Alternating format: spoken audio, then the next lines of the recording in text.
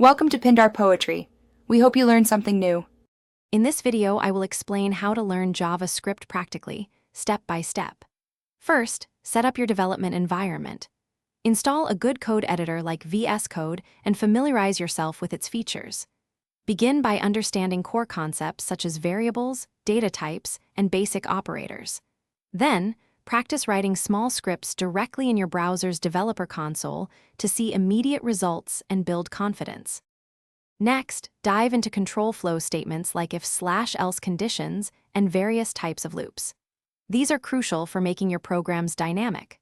Understand how to create and use functions to encapsulate logic, making your code modular and easier to manage.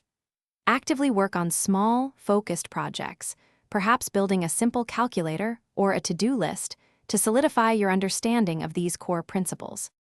Now, let's make things interactive.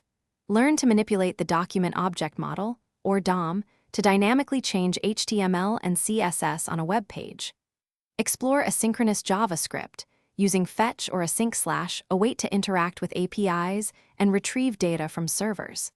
This allows you to build dynamic features, such as updating content without reloading the page or creating interactive forms that respond to user input.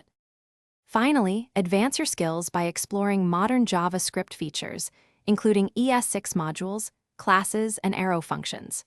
Consider diving into popular frameworks or libraries like React, Vue, JS, or Angular to build more complex applications efficiently. Remember to check the description for a link to some great deals, including those amazing darn tough socks and other helpful resources to continue your learning journey. Thanks for watching. Consider subscribing if we helped you.